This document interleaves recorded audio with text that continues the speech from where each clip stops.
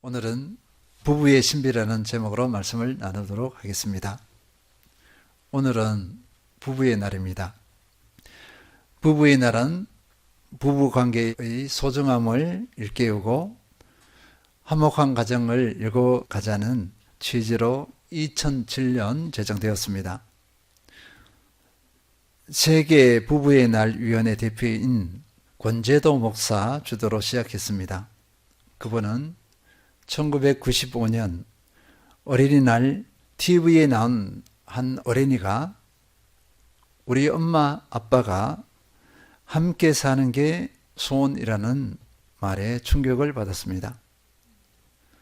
그래서 이혼을 막고 부부 사랑을 강조하고자 부부의 날 지정운동을 벌였습니다. 권 목사님의 노력 끝에 제정된 부부의 날은 매년 5월 21일로 둘이 만나 하나가 된다는 뜻을 담고 있습니다. 21일 2 둘이 만나 1 하나가 된다는 의미입니다. 마침 부부의 날이 오늘 주일이어서 부부의 의미를 되새기는 기회가 되었습니다. 부부의 세계가 정말 신비인가? 결혼 과정부터 살펴보도록 하겠습니다. 배우자에 대한 고민과 관심은 부모님에게 만만하지 않습니다. 지대한 관심입니다. 그리고 선택과 결정을 해야 하는 당사자는 더욱 그렇습니다. 일반적으로 청년들은 기도 생활이 그렇게 견고하게 형성되지 않은 상태입니다. 물론 기도를 열심히 하는 기도 일꾼도 있습니다. 새벽 기도는 청년들에게 더 어렵습니다.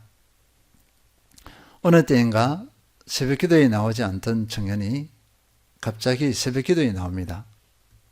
하루가 아니라 1주, 2주, 3주가 되는 경우가 있습니다. 저는 보통 가슴이 철렁합니다. 무슨 일이 생긴 것이 아닌가? 뭔가 문제가 있지 않고서야 나오지 않던 청년이 나올 리가 없습니다. 이후에 확인을 해보면 거의 상당 부분이 결혼 대상자 결정, 그 결정 때문에 나오는 경우가 많고 직장 취업 때문에 나오는 경우가 많습니다. 제가 결혼할 대상이 이 사람이 맞습니까? 하나님께서 보내주신 짝이 맞습니까? 하면서 기도했을 것입니다. 배우자의 선택이 매우 신중하다는 것입니다. 이렇게 하는 청년은 영적으로 건강한 청년이라 할 수 있습니다. 저는 이성교제나 결혼 대상자 결정에 대해 강의도 하고 면담도 많이 했습니다. 청년부를 맡다 보니까 그런 기회가 많아졌습니다. 모든 믿음의 청년들에게 동일한 지침을 줍니다. 배우자 선택에 있어서 첫째, 둘째 조건을 나눌 때 첫째 신앙, 둘째 성품, 셋째 비전, 넷째 배경, 다섯째 애정. 그러면 배우자에 대해서 이런 부분을 어떻게 알 수 있는가? 교제입니다. 어느 정도 교제 기간을 가지게 되면 신앙, 성품, 비전, 배경 그리고 애정 등의 일정 부분은 알 수 있을 것입니다. 다는 알 수 없습니다. 결혼한 것도 모른다고 하거든요. 그리고 교제는 결혼을 위한 과정이어야 합니다. 그래서 저는 교회 안에서 만나 결혼하는 것을 권장하고 있습니다.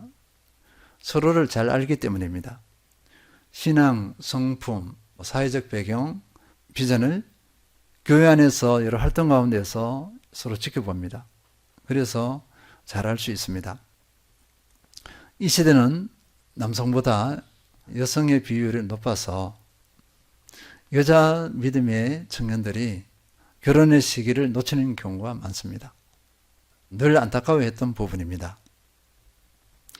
세상 사람들은 스펙을 거의 1순위로 꼽는 경우가 많습니다. 학력과 직장, 수입의 정도입니다. 결혼 이후에 가정의 어려움을 겪는 경우가 많습니다. 결혼 이후에 각자의 실체가 다 드러나기 때문입니다.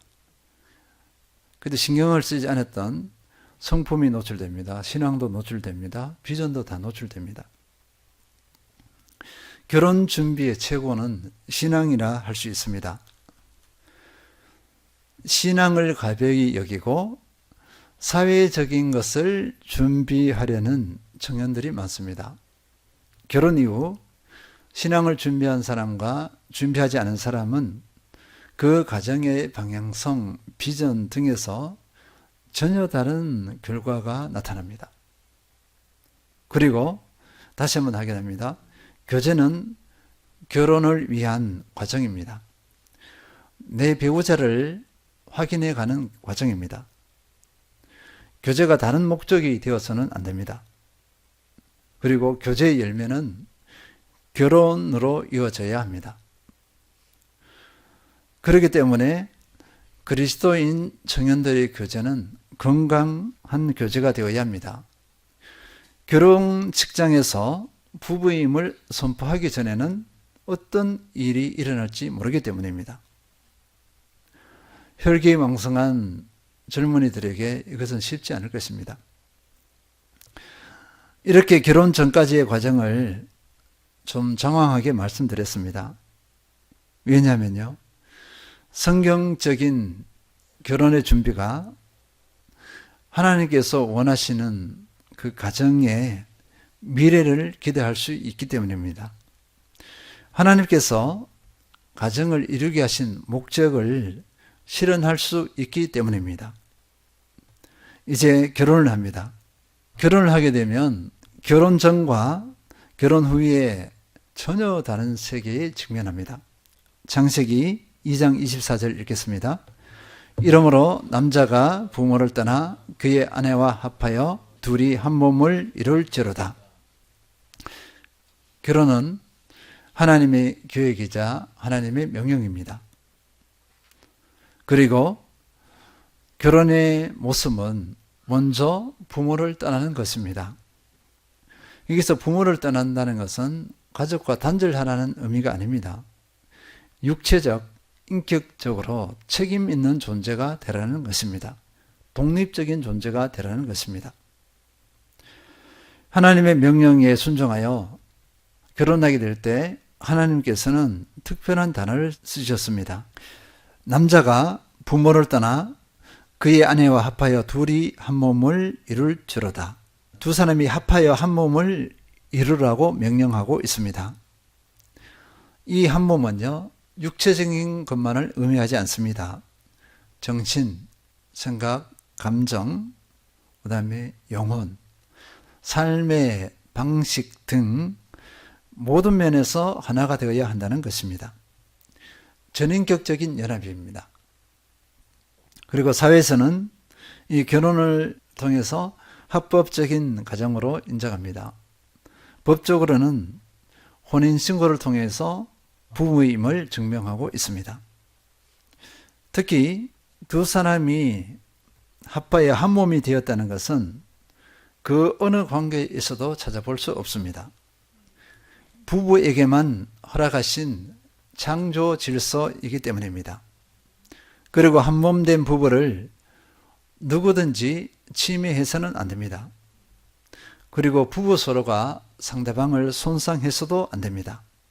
마태복음 19장 6절 그런즉 이제 둘이 아니요 한 몸이니 그러므로 하나님이 짝지어 주신 것을 사람이 나누지 못할지니라 하시니 하나님께서 짝지어 주셨기 때문에 사람이 나누지 못한다. 이것이 성경적인 원리입니다. 그리고 얼마 있지 않아서 부부 사이에서는요, 하나님의 선물인 자녀가 태어납니다. 이제 부부는 남편과 아내의 두 사람만의 관계를 넘어섭니다. 남편, 아내, 그리고 자녀입니다. 남편과 아내에서 아빠, 엄마라는 새로운 관계가 형성되는 것입니다. 자녀는 하나님의 선물입니다. 단순한 선물이 아니라 부부에게 이 아이를 잘 양육하라고 하나님께서 위탁하신 존재입니다. 하나님을 대신하여 양육해야 하기 때문에 이 자녀는요, 당연히 하나님의 자녀로 양육해야 합니다. 한 세대가 지날 즈음 자녀가 결혼을 하여 가정을 이룹니다. 또 얼마 있지 않아서 할아버지, 엄마, 아빠에서 할아버지, 할머니가 됩니다. 한 부부를 통해 생육하고 번성하는 열매를 맺은 것입니다. 창세기 1장 28절, 하나님이 그들에게 복을 주시며 하나님이 그들에게 이르시되 생육하고 번성하여 땅에 충만하라. 땅을 정복하라. 바다의 물고기와 하늘의 새와 땅에 움직이는 모든 생물을 다스리라 하시니라. 생육, 번성, 충만의 하나님의 명령을 이루게 됩니다. 그리고 수년이 지나 연로하여서 남편과 아내 중 한 사람이 먼저 세상을 떠납니다. 그리고 다른 배우자도 세상을 떠납니다. 이것이 사람의 일생입니다. 부부는 사람의 일생 중 모든 시간을 한 몸으로 함께합니다.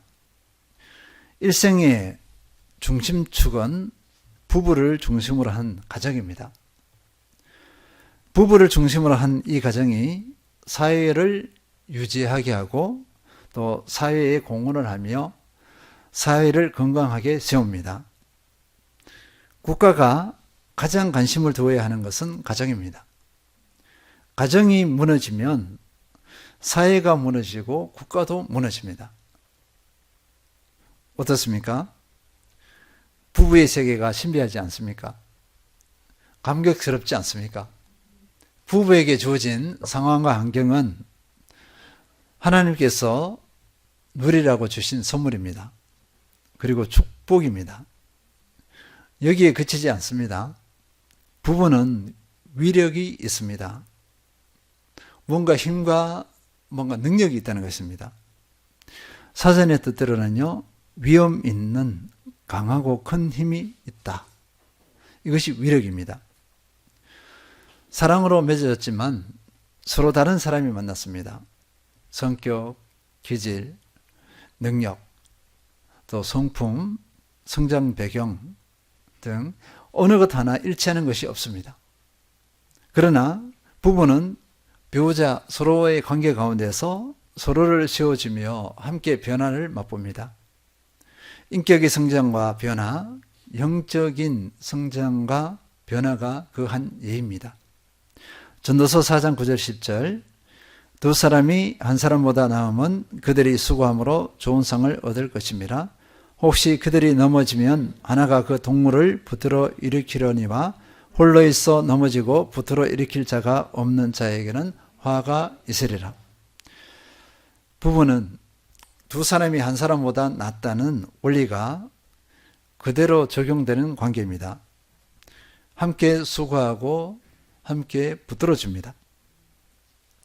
결혼한 부부만이 누릴 수 있는 특권 중에 하나입니다. 결혼하지 않으면 이 세계를 누릴 수 없습니다. 그래서 결혼을 해야 합니다. 어느 선교사님의 간증입니다. 좀 내용이 길어서 제가 할까 이렇게 고민했는데 그래도 한번 이 간증 내용을 읽어드리도록 하겠습니다. 어머니는 3대째 기독교 집안에서 태어났다. 어머니는 아버지가 제일 교포 사업가인 줄 알고 결혼하셨다가 나중에 야쿠자인 것을 알게 되셨다. 사람은 물론이고 하나님도 두려워하지 않는 아버지를 위해 어머니는 눈물로 기도하셨다. 어머니는 밤에 기도하러 교회에 가시곤 하셨다. 어머니는 이불을 뒤집으시고 강대상을 바라보며 기도를 시작하셨다. 한두 시간이 아니라 밤 12시부터 새벽 5시까지 밤을 새우셨다. 어머니의 기도 제목은 크게 두 가지였는데 첫째는 아버지였다. 하나님을 모르는 남편이 언젠가 주님 앞에 고꾸라지게 해주시고 복음을 알게 해주시고 장로로 세워주세요.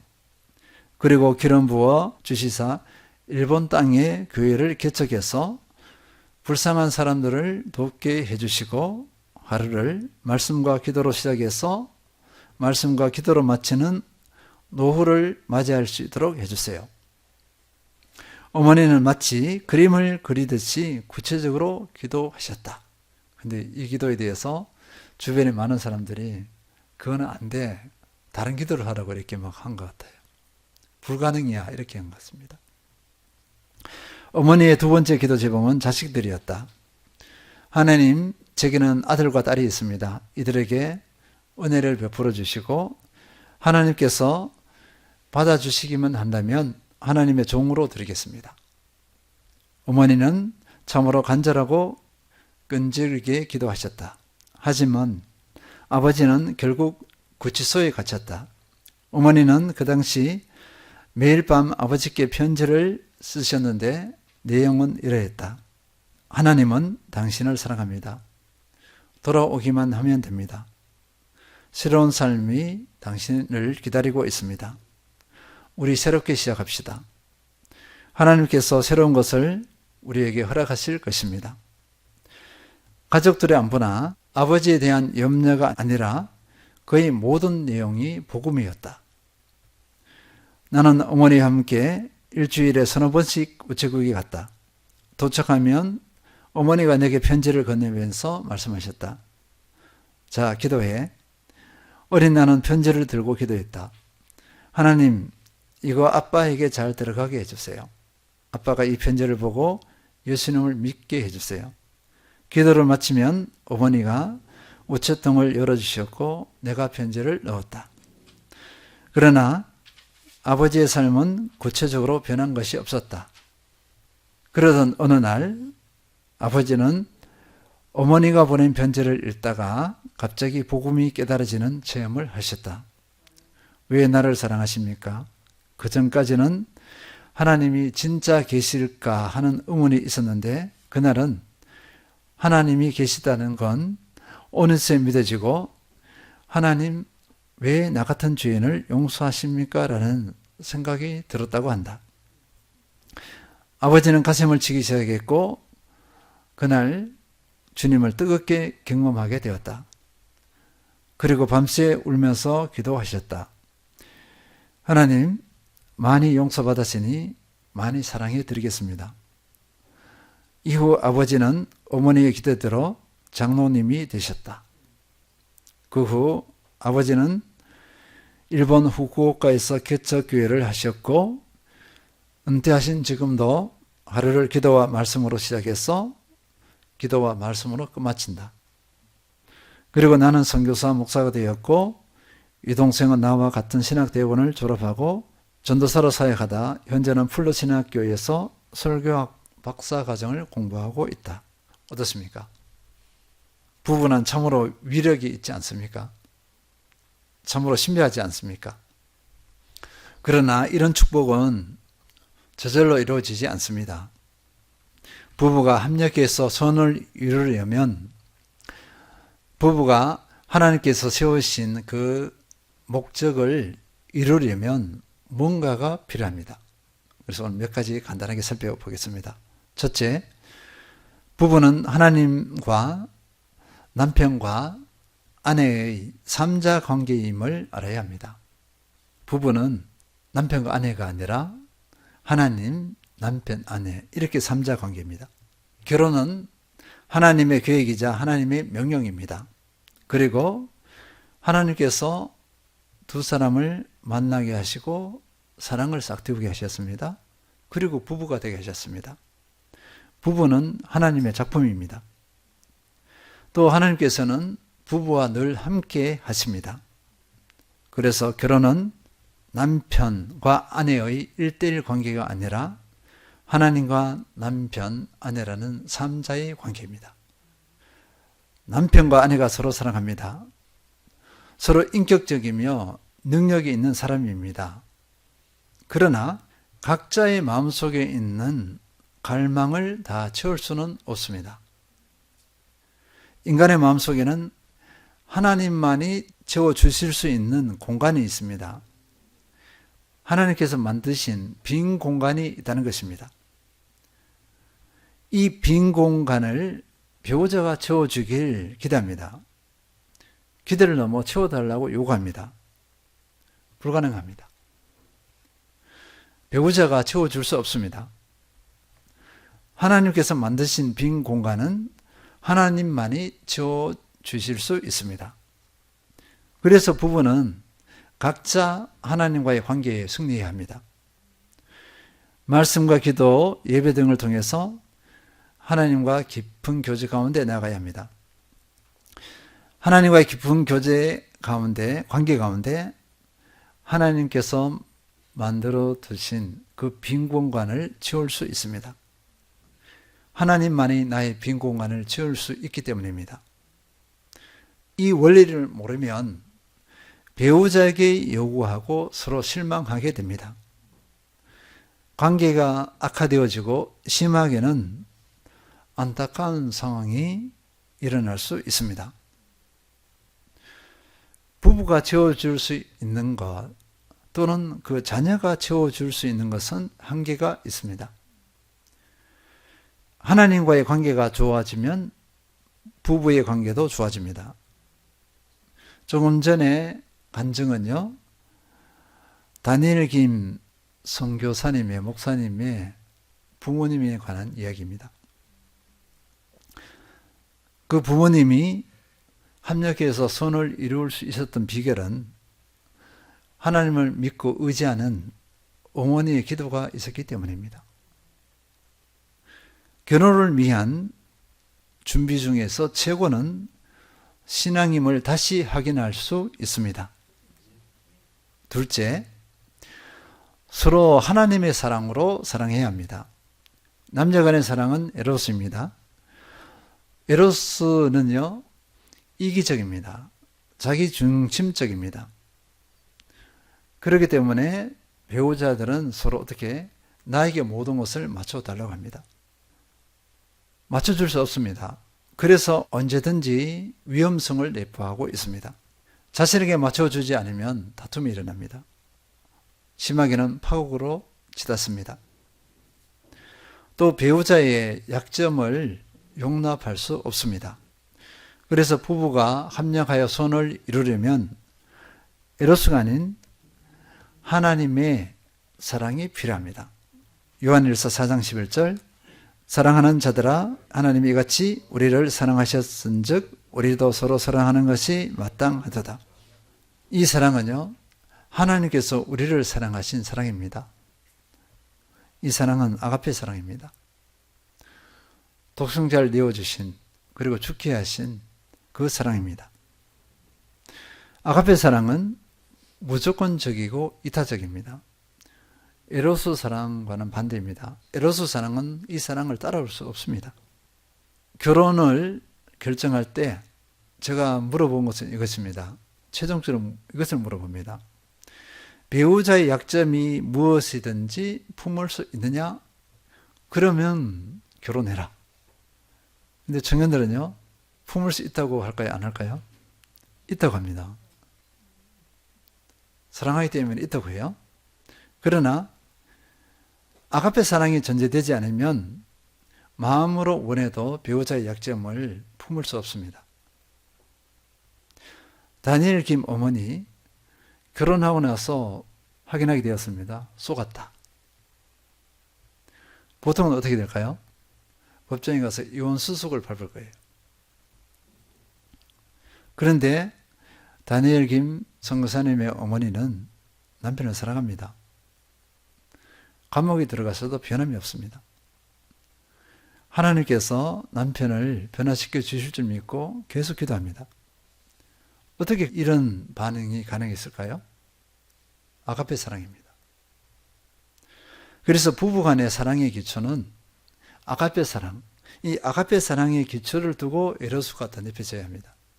그러면 온전한 사랑이 됩니다. 사랑하면 배우자의 능력의 유무, 믿음, 성품 등의 연약함을 뛰어넘습니다. 배우자를 존중합니다. 그리고 기쁨으로 품습니다. 이제 세 번째 보겠습니다. 세 번째는 부부가 서로 돕는 자가 되어야 합니다. 창세기 2장 18절 여호와 하나님이 이르시되 사람이 혼자 사는 것이 좋지 아니하니 내가 그를 위하여 돕는 배표를 지으리라 하시니라. 혼자 사는 것이 좋지 못하다. 좋지 못하다는 것에 대해서 여러 가지 해석이 있습니다. 그런데 하나님 보시기에 보니까 이 아담이 혼자 있는 것이 유익되지 못해요. 유익되지 못하다 이렇게 해석해도 될 것입니다. 그래서 하나님께서는 돕는 배표를 지으리라 이렇게 말씀하셨고 아담의 갈빗대를 통해서 하와를 지었습니다. 그러면 돕는 배필이라고 했습니다. 무엇을 도와야 할까요? 우리 그리스도인입니다. 우리는 그리스도인이기 때문에 서로 배우자를 돕는 것이 우선은요, 신앙을 돕는 것입니다. 배우자의 믿음을 도와주는 것입니다. 신앙의 성장과 변화를 도와주어야 합니다. 기도를 도와주고 말씀 생활을 도와주고 또 인격의 변화를 도와주어야 합니다. 하나님의 사명이 실현되는 그 직장이 되도록 도와야 합니다. 어머니, 아버지의 역할을 잘 감당할 수 있도록 서로 도와야 합니다. 교회에서 선을 이루고 덕을 세우도록 도와야 합니다. 만약에 부부 중 한 사람이 하나님의 뜻에 맞지 않는 선택과 결정을 하게 되면 다른 배우자가 어떻게 해야 되겠죠? 붙잡아줘야 됩니다. 그 선택과 결정을 못하도록 막아주어야 합니다. 이것이 돕는 것입니다. 그런데 잘못된 선택과 결정을 하는데 동조해버리면 그 가정은 무너집니다. 하나님의 축복을 누릴 수 없습니다. 부부는 서로를 허물어 떠내는 존재가 아닙니다. 서로 도와주며 세워주는 관계입니다. 이 모습이 아름답습니다. 다니엘의 어머니는 부족한 남편을 돕는 아내가 되었습니다. 그 과정이 아름다웠고 결과도 아름다웠습니다.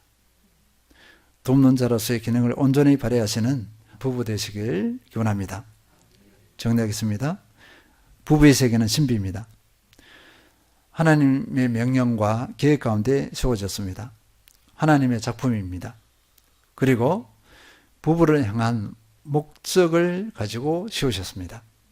그러니 가정을 이루는 과정은 신중해야 합니다. 신앙의 준비를 우선으로 할 때 그 부부의 미래는 기대할 수 있습니다. 소망 가운데 기대할 수 있습니다. 부부의 세계는 위력이 있습니다.